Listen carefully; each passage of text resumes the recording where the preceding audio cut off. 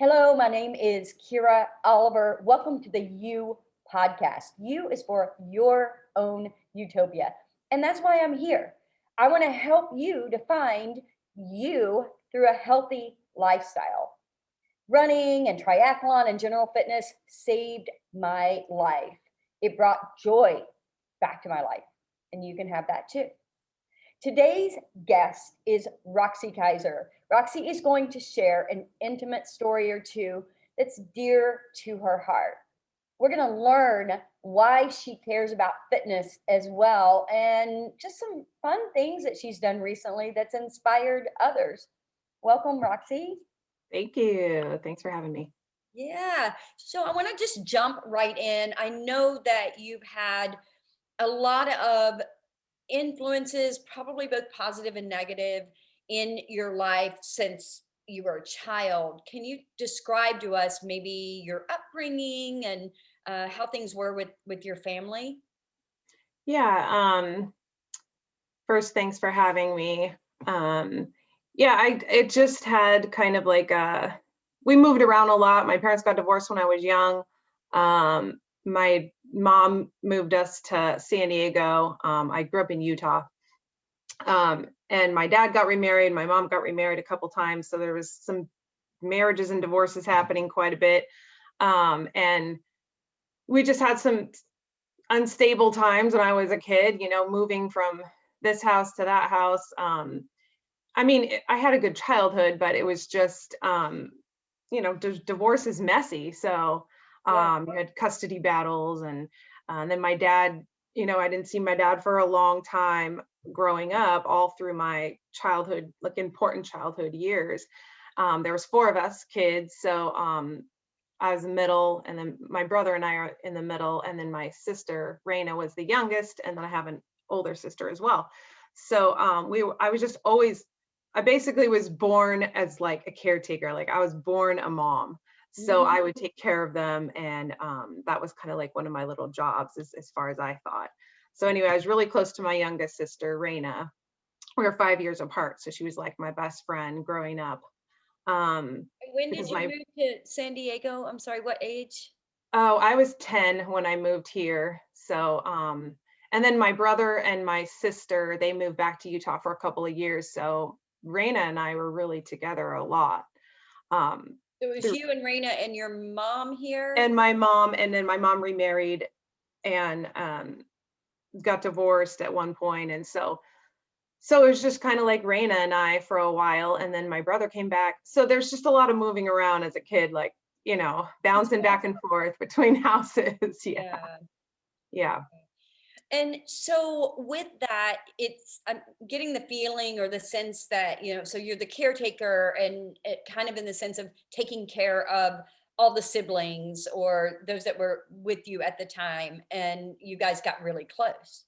Yeah, yeah, yeah. We always, and all of us siblings were really close in general, but yeah, I just always felt the need to like take care of, like, it was just like from within. So Mhm. I was taking care, make sure my mom was happy, make sure, my siblings were happy. And then, yeah, my sister and I, Raina, were just really close. She just Yeah. idolized me and wanted to do like the things that I did. And so Mm. we So were just how far apart were you guys? So you're the big sister then? 5 years. Yeah, big sister. Yeah, Okay. yeah, yeah. Oh, wow, that's awesome. Did you feel a sense of responsibility? Like, were you worried because things were a little chaotic and you just felt a lot of Probably. worry? Yeah. Yeah, I never maybe I guess knew why I was like that, but now looking back, yeah, I feel like maybe I was like that because I felt like I needed to be like emotional support for people, for my mom, for my siblings. I think that's why I did it. Yeah. Looking back, I think that's why. Yeah. So fast forwarding a little bit, there was something really difficult that happened in your life with your little sister, right? Can you tell us about Yeah. Yeah, so back in July 1st, 1999, her and her best friend were actually both killed. We can't technically say by a drunk driver, but by someone who had been drinking. We know that for sure. So yeah, they lived in Poway. So she lived with my mom, my sister. I was 22 at the time, so I was in like an apartment. But she lived with my mom, and her and her best friend were going out to a little birthday party that evening. And they were literally like half a block from their condo. And the man was speeding up and down the streets, and somebody had already called 911, which is kind of strange. But and so he broadside them. They were actually trying to turn around. We're not sure if they were trying to turn around to go back home because they were scared, because at one point he was behind them and like scared them. They pulled over. Anyway, drinking was involved. We know that. Her best friend was driving, so Raina was the passenger. So she was just literally an innocent victim. And he broadsided them and hit them or killed them instantly. Oh my gosh. So I want to make sure I understand. So this guy is kind of terrorizing this area, so to speak, before, like people notice this obnoxious behavior Mhm. from, and then it sounds like they even noticed it, or Yeah, you yeah. guys figured that out. Apparently, I mean, you know, and we know he feels bad about it today and all that stuff. And nothing's to say that he didn't learn from this and all that kind of stuff. Like that first being said, right? People can change. But yeah, at the time he was testing out his car. He put like new stuff. He had a beefed up car. He had a Camaro, 1969 Camaro. It was a muscle car. He was drag racing down the street, and they happened to be in his way. So yeah, so they tried to pull over to get out of the way, I think, and didn't get out of the way. Oh, so okay, so then what happened? They're in this very So bad accident. yeah, so Raina was the passenger, like I said, and she died like 5-10 minutes after it had happened, but she was not really there. Tiffany had died. Tiffany was her best friend, and she was driving, so she died instantly. And the guy who was driving, like, they didn't take his blood alcohol at the time. They didn't do a test on him or anything like that. He like had a bloody nose and basically went on his way. I mean, he went to jail, but it was like a work furlough type of situation, because you can't charge them if you don't test, blood alcohol. Um, so I mean, it is what it is. I mean, would it have brought her back if he would have been charged and been in jail and blood? No. So at the time we were all upset and all that stuff, but then looking back at it today, it's like, well, would it have changed the outcome? No. So you can't hold on to that kind of stuff. Right. Yeah, it steals your joy. I mean, I talk about Yeah. that. Yeah, in my book, and forgiveness is huge. But before we go there, I want to understand. So that night, I mean, you got this phone call, like, Yeah, can you take me through what happened? I was sleeping. It was like 4 in the morning, and it had happened at like 11:05 is kind of technically when it happened, or 10:58, something like that. My brother was the first one who got the knock on the door, because he had lived at home as well. So he was a few years older than Raina. So he got the information first. He got like the police knocking on the door, like probably the most scary. He got the brunt of it for sure. Mhm. And then my mom was at my ex stepdad's house spending the night. And so then she got the phone call, and then my mom called my apartment. And I just remember, like, you don't even believe it when someone calls you and tells you, your sister's been killed. And she said it like over and over again. Like, I don't even know what was going on the phone call. And I just remember thinking, like, my other sister, like my older sister, like what? And I just couldn't wrap my head around it. So it was like 5 in the morning, and I knew that like I couldn't drive. So I had to have my stepdad come pick me up and my brother come pick me up and drive me, because there's no way I could Mhm. have driven. Mhm. So I Yeah. just distinctly remember like running. There's actually a picture of her behind me. Um, I Oh yeah, remember, bring it closer. yeah, I remember distinctly running over to my, it's Beautiful. not a very, here, Yeah, we can I see don't it. know, you can't Beautiful. see it very well. Yeah, no, it's beautiful. But I remember just running to my room and for some reason, grabbing the picture, because back in high school, I took photography and she was my subject. Oh, So that's like all I did was take pictures of her. She was like my best subject. So I remember running just to get the picture of her and just taking it with me, because you're just in disbelief. You can't wrap your head around something like that right away. you It's know, and impossible. I wish, no, I understand. I mean, when I got the phone call about my son who, died when he was 4.5 months old of SIDS, and the voice on the other end was like, Hayes isn't breathing, go to the hospital. And I too, I couldn't drive myself. I was at work, and I, owned a business, and I had one of my team take me. I'm like, I can't drive, whatever. It was a mess. So I so understand that moment. You can't even hardly like stand up. Like I had to sit down and I'm waiting for them to pick me up. And then even just like seeing my, like, I think he like carried me down the stairs. Like I don't even remember like walking. Mm, I mean, it was, your shock and your immune system, or not but your nervous system just yeah, gets out. yeah, yeah. You're not sure what to think. So you, from there, you go to where are you Uh, asked to go? The I hospital. just I went to my mom's house, and all my brothers and sisters came to my mom's house, and I remember turning on the news and seeing it on the news. Oh my God. That was we were It's just you can't even believe something like that has happened. Yeah. So, but it happened 11 o'clock at night, and but nobody Yeah, was informed for quite some time. yeah, I don't know what the heck, but it happened like, yeah, 11 o'clock at night, and then my brother at like, I mean, I think what happens in that type of situation is, I mean, it takes hours, they have to investigate. Nobody can, there's a witness here and there's people that came out of their house, and it sounded like, I guess, like a bomb that went off or something. Mhm. Um, so they had to figure out what, air flight him out. So I think it took hours. And my brother, crazy, my brother even, it was like midnight or something, and he's a musician, so he grabbed his guitar and he walked down the street because he had seen some commotion, and he walked down there and the police said, you need to go back home, this is like, you need to get out of here. And he was just like, oh, okay. So he goes back home and goes to bed, and they're knocking on his window to wake him Oh, up. It was his sister.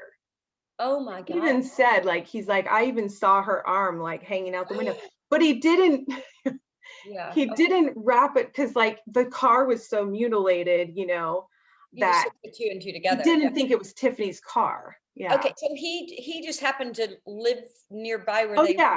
were. Wow. Yeah, it was Okay. like a half a block away. It's like right down the street is where it Oh, happened. They didn't wow. even get away from their street and they were killed. Oh, okay. They were So just he's like, what's down there? I'm gonna go down there, bring my guitar just like before I go to bed. And right. Wow. Okay. Well, I'm so sorry. I'm so incredibly sorry. And I know that was a long time ago, but as we both know, when we go through things like this, the pain doesn't go away. You just learn to live with it. And you did, though, because of this, you did something to try to help other people. Can you talk about that and your journey through MADD, that organization? yeah, so actually my mom and I both did it together, which was really healing for the both of us. And I mean, we got really close also during that time, my mom and I, because it's like kind of the pain was so big. That's it's all we had was our family, right? Mm. So yeah, we started to like not protest, but there were just things we started to do. And it's like when you're going through grief and you're going through this type of such a large, traumatic, painful thing, you don't know what else to do. And you're like, okay, Mhm. what can I do? Like, I talked about it. So that's like what I did. I was on the news, I talked about it. We just shared our story because it healed us, right? Mhm. So then we started getting involved with MADD, Mothers Against Drunk Driving. And it was just such a healing experience. It was amazing. Like, so my mom and I, we would go, when you get a DUI, you have to go to these classes and you have to go and do all these things. There's a curriculum of things that you have to do, right? So one of the things you have to do is go and listen to like presentations and speakers. And so my mom and I would like speak to like 200 and 300 Wow. DUI offenders in the courtroom, in the courthouse. Um, oh, it was just like it was just crazy because we would have these big large posters and we're talking about our story and talking about my sister and just like over and over again. And it sounds painful, right? That sounds like, oh my God, I could never do this. Like, killed by a person who was drinking, allegedly, and now you're in front of people who have been drinking, and that's what they're doing. Mhm, And we're trying to impact them. mhm. We're called impact panel speakers, is what we were. That's And then I moved on to going to high schools. I probably went to at least 5 or 6 different high schools, Westview, Coronado, just to name a few, but thousands of kids. We do an assembly. They had this big assembly. They'd bring in a car, like a mangled, crazy, wrecked car, and then they'd have like all these speakers, and I was one of the speakers. wow. Um, that was hard, actually. Well, That was actually harder. that's amazing that you did that. And so were you doing this on behalf of MADD? Were you Yeah, like you were a representative of some yeah. sort? Okay, that's awesome. Before that, the news channels were just like reaching out to you to come and talk, or how did it sounds like that Yeah, was before MADD and then the MADD happened. yeah. I mean, I kind of don't totally remember, but I think a bunch of different times, yeah, we would reach out or they would reach out because they would tell the story wrong and we'd be like, that's not the right story or what, I don't know. Or they would reach out to us and want to talk about it, and then because things would be written in the paper and then they want to talk about it. Okay. We petitioned to get a stop sign on that road that my mom lived on. So there was just like certain things that we were doing that we felt like needed to be done. And then when the opportunity with MADD came along, we were like, well, this is something we can do to help, we think. Did they Um, approach you? oh gosh, Or that's a you good question. Yeah. I think I kind of can't remember. I think it was like we were so involved with like the police and talking with the police investigators and all this stuff. I mean, my mom could probably answer that question better, but I believe we were approached by them. Right. Um, like my mom knew somebody, I think. Right. Yeah. I, No, that's great. Not that it really matters. I was just curious. yeah. And how long were you speaking on behalf of MADD? I only did it for like a good 3 years. And then once I got pregnant with my first, I was like, I can't do that. I'm It's sick. time to shift. Yeah. But it's amazing that you did that because it is hard. And I started a foundation in honor of my son, and I had no idea it was going to be therapeutic. And it was Yeah. hugely therapeutic. And of course, now I'm a motivational speaker and have been for a very long time. And I talk about that story and, all kinds of things. And it's been amazing, but it is hard. And I know what you mean. Like sometimes it's like, wow, do I want to keep I know, it's not reliving reliving it, it, but it is in a way, right? And it's like, kind of. yeah, there's something there, and there have been moments where I've wanted to let go, and but then God says no. And he Yeah, keeps telling me, no, you got to keep going. But in any case, I'm just super impressed that you guys did this, that you just like, you know what, this is what we're going to do. We're going to try to help people because you know that you've impacted at yeah, least one person, and I'm sure way more than that. yeah, And that tells you that what you did in that time, how hugely beneficial that was. yeah. Yeah, I don't regret any of it. No, I Mhm. mean, I would do it over again if I could. That's amazing. Well, hopefully they have some of the recordings as well, and they still share that information. I'm sure they did Yeah, some video of some of yeah, that. Yeah, that would be awesome. Well, yeah. I appreciate you sharing that story. And again, I'm so sorry for your loss, but I think it's You. amazing what you did. I hope that our audience can also resonate that with that in some way. I want people to understand that there are things that you can do and there are tools out there that can help you to work through these things because like we were saying, you don't want these things to steal your joy. And we can be in that place, which is why I ended up writing my book, because that's where I ended up many years after losing my son, Yeah, finding myself depressed. And I had to figure out how can I stop yeah, letting these things steal my joy, or like we were saying yeah. earlier, not forgiving someone. And Right. and maybe you could talk about that a little bit and kind of like I mean, it sounds like you've forgiven, or maybe I don't really know, but the driver, like, how have you worked Yeah. with that?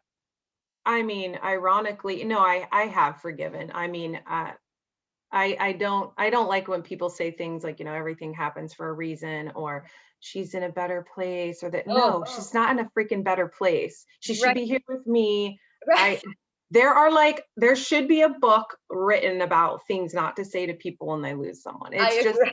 I know. like, Same thing happened no. to me. Yeah. And it's like, Yeah.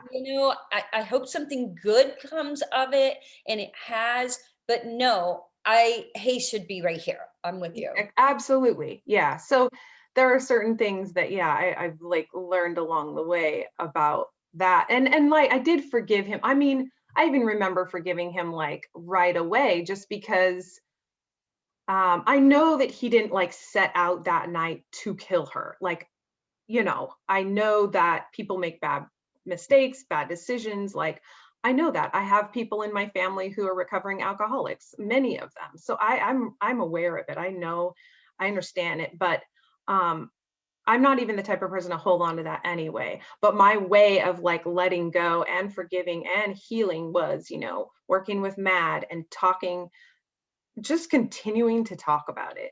Like Mhm. today, like if I wasn't able to do this, then I would still be holding on to that inside my body. Right. Like I'd still be holding on to that.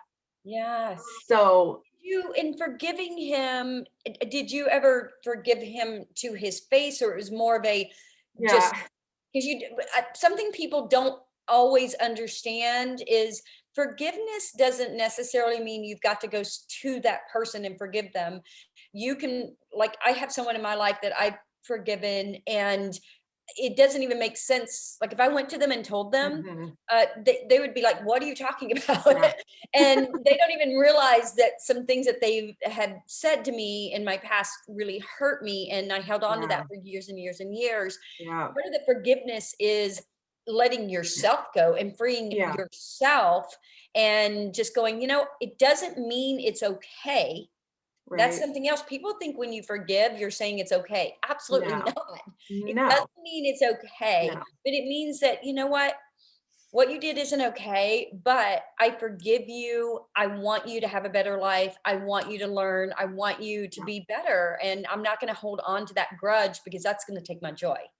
Yeah, yeah, it's interesting because I haven't like personally reached out to him. I kind of did it through my mom, I guess. I mean, I don't know if that's a cowardly way to go about it. I mean, I forgave him in my heart alone. Right. So that's important just for me, period. But Yep. my mom actually like spoke to him and she's visited him. So he had like a daughter like 12 years ago or something, and she had a lot of complications. She was in a wheelchair and she was I'm not sure exactly what was wrong with her, but so she's seen him in person, seen his wife, has communicated with his wife, and ironically, just this past year they lost their daughter.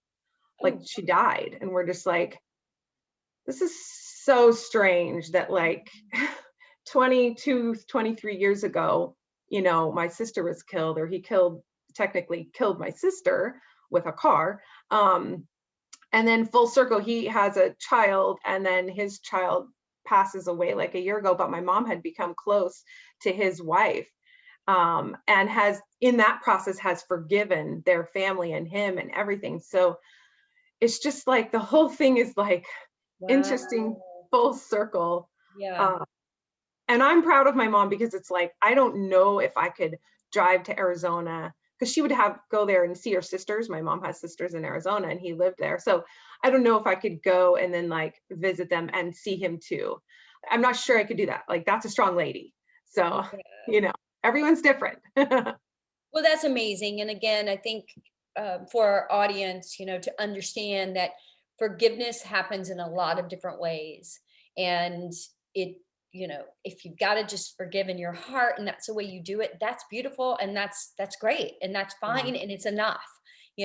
What your mom did, that's brave. I don't know that I right. could do that. I So know. that's Yeah. amazing. But you're right. Well, Everyone does it in their own way. right. So Well, super impressive, and I'm so happy for you. You seem to have dealt with this in a really healthy way. And I actually, speaking of healthy, I want to go ahead and shift gears now, because one of the things that also drew me into you is everyone knows I'm all about health and wellness, and exercise saved my life. And all of a sudden I see Roxy Kaiser posting day after day You're about like, challenge, and I'm like, what is she doing? And so tell us about it. What's going on, or what's been happening? yeah, so I actually did it last year, but I wasn't as vocal about it because I was just like, I don't know, let's just see if I can do this challenge of mine. And so this year I'm like, I'm going to do it again this year, but I'm going to be like more committed and like a little bit more loud about it, see if I can inspire other people. So yeah, I mean, I literally just set out to like do this 100-day challenge. So basically, I just post every single day on my Facebook page. But I have requirements, I have rules. You can't just, so basically it's 100 days of commitment exercise every single day, whether that's riding a bike, running, walking, hiking, I mean, swimming for that matter, it doesn't matter, but it has to be over 35 minutes. And you Okay. can't just go walk your dog and stop along the way to smell the flowers. No, Right. that's just not. I always tell my clients, I'm like, so they'll say that they, I'm like, did you get that walk in Yeah, or whatever it is? And yeah, did you get your heart rate up? Did yeah. you stroll or did you walk with vigor? Yeah. Exactly. That's exactly my point is that, yeah. So for 35 minutes, well, I do it more than that. I do like 60 minutes or more. And yeah, exactly. Did you sweat today? Yeah. So that's what I want to know. I don't want to know that you just leisurely, like, I went and got the mail and I did some puppy play and this. No, no, Right. no, no. You have to sweat and has to be over 30 minutes to get your heart rate up and keep it there for a while, and then you also have to be like committed, like, none of this reading a book while you're walking, or it's like, it's got to be with purpose. So I wanted to commit, I want to do something with purpose, and I wanted to get like be healthier. Obviously during COVID, like gain a few more pounds than I wanted to, right? So I was just like, ew, like I don't like this. Like no, We no. all wore spandex for a long time. Yeah, like I used to be super active all day long, like because I would go to work full time and I'd go Yeah. up and down the stairs and and then all of a sudden we're just kind of sitting around and I'm like, okay, Right. I don't like this. Right. And I didn't do it just for that. I did it for like mental reasons, more or Mhm. less. So it's not just about, getting a few pounds off, but it's really about like your mental wellness. Like I'm Mhm. sleeping better, I'm wanting to eat better. I have more clarity. My mind is more clear. I'm inspiring like my kids, my husband who needs to be inspired really bad. Um, just other people, my family, friends. And so I post every single day, day one, and right now I'm on day 97. So it's 100 days, a Yeah, 100-day challenge. 100-day straight. I didn't skip a day. I haven't skipped a day. It has been very hard to get my day in sometimes. Oh, Like, that is amazing. like And hard. so are there tips to getting it in? I know I always inspire people, do it first thing in the morning because it sets the tone to your day and then nothing gets in the way. Yeah. Because it's so easy to talk yourself out of it, or Yeah, I something's totally. going on and you just don't feel like it. Yeah, and that's happened like so many times. And you're right. I'll do it in the morning if I can. I mean, I've got to get both my kids up, get them to school, lunches, blah blah blah blah, all that stuff in the morning. So sometimes I don't do it in the morning, but it's just like brushing my teeth. If I'm going to brush my teeth that day, I'm going for a walk. I will if I'm taking my son to his little baseball practice, that's when I'm walking. Like Right, you have to think of it that way. You do right, like you wake up in the morning, you plan your day. You're like, all right, what do I got to do today? When can I fit that walk in? right. And I just make it happen. Like I that's love the commitment part. I love that. And also, I'm super excited that you said something that people do not realize about fitness. A lot of times people think it's just about how you look. Well, first of all, that is just a side benefit. But it's not about how you look, it's about how you feel. Hmm. And yeah, the side benefits are you're going to fit in your jeans that you may not have been able to, since like all this COVID stuff or whatever. But you're going to feel good in your clothes. You're just going to feel better in general. You're going to obviously, that looks great. I mean, but it's about feeling better. But you talked about the mindset, the mental health, and I Yeah. think that's huge, and the brain clarity. So can you elaborate on that a little bit more? I mean, what does that mean to you? How has it helped your life? I mean, it really has like I said, waking up in the morning, I know like I get to get my walk in. I don't say Yeah. things to myself, oh, I gotta get my walk in today. No, like I'm excited. Like even just talking to you right now, I'm like, okay, when am I gonna get my walk in today? I did a podcast Yeah, today. taking up my time. No, I'm gonna get it in like at 12:30 right after I get my kids lunch. So I know that like, but it's like I said, it's a mindset. Like for me, like walking every single day, and really it's self-care. The most important thing for me is like it's the mindset, it's that commitment, everything, but it's really self-care. You're self-caring for yourself. And I had to learn that, from when my sister was killed till now. It's like, how can I self-care myself? How can I do that? So I'm self-caring myself, and I'm making time for myself. And I go take a little hike, like up to my favorite spot, which is just around the corner from my house. And I do it almost every day. I look out and I see, how thankful and grateful I am that I'm alive, and the beautiful clouds and San Diego weather. And so like, it's little things. It's always the small things that are big to me. Mhm. So, but it's self-care, and how does this make you feel? And I feel accomplished. I feel like I can do anything. I don't think I could do 100-mile. Like I looked up your page. I was like, oh, I don't know if I could do that. Yeah, But you could if you trained for it. You could. I guess if I train for it, I'm just like, I've never done a marathon. There's a lot of things I've never done. So I'm like, but I feel like I probably could now. Absolutely. That you learn that, okay, I did that thing and I stuck to it. I mean, I didn't start out doing ultras, Yeah. on day one, much less any kind of, I didn't know I was a runner when that all happened, but it saved my life for sure. Brought so much joy to me that I thought I was not going to have. And after my loss, but that self-care thing, what people don't realize is that when you take care of yourself, you're much better for everybody around you. I know. Yeah, Yeah. So it's much happier. I mean, for my right, kids, right, for my son, for my daughter, like I'm a happier mom right. or wife or friend for that matter. I'm a happier daughter. I'm a happier everything because I am putting myself first. And it's not selfish. Like I Right. think people get that confused as well. They're like, Mhm. God, she's always walking, she's always running, she's always whatever. It's like, well, first of all, it's like 45 minutes out of my day or whatever, 1 hour. And again, that's called self-care. Do you take a shower in the morning? Oh, you're self-caring. Do you brush your teeth? Oh, great. Well, I'm walking. So, I mean, it's no different, and it's Right. very important. I always explain to people because with the ultra training, it's like many hours out there. And I kind of explain, well, don't golfers go out for 4 or 5 hours?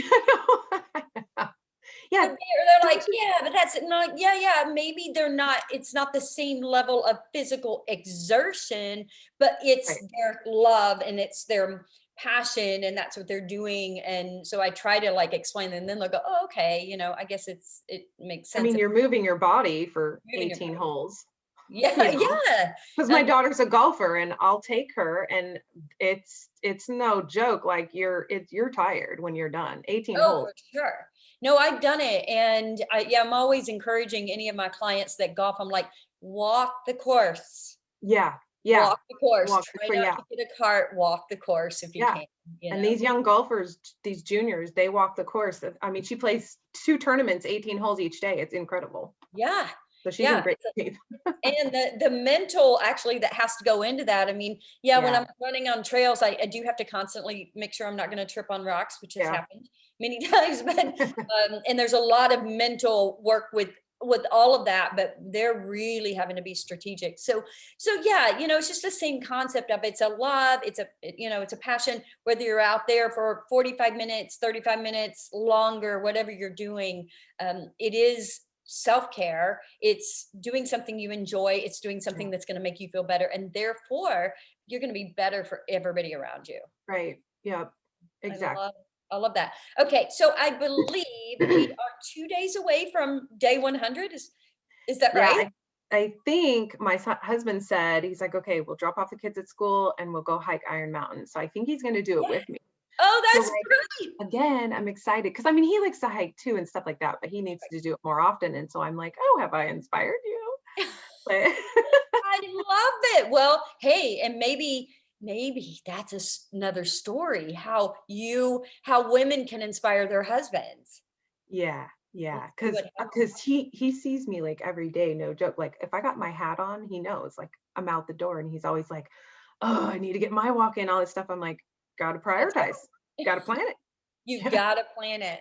I do Yeah, it every day. So I love yeah, I think I still have more work to do in the inspiration on that aspect, but it's really just about prioritizing your day too. I know it sounds daunting, but you got to do that too. Oh, So for sure. Yeah, I mean, I prioritize and think through every single day, and I don't always get everything done on my list, but I will tell you my exercise will always happen. yep, Always. exactly. Sometimes I might get only, 4 miles in instead of 6, or if it's a Yeah, short day, or yeah, whatever. The mileage could be different than I wanted because I yeah, didn't get up 10 minutes earlier. But the other day, really wanted to get my run in before I got into my office because I knew the day was going to be a really hectic mm, day and it would not happen. And I know how much stronger I am when it does happen, yeah, mentally, everything. So I got up at 4 a.m. to make sure that this was going to happen.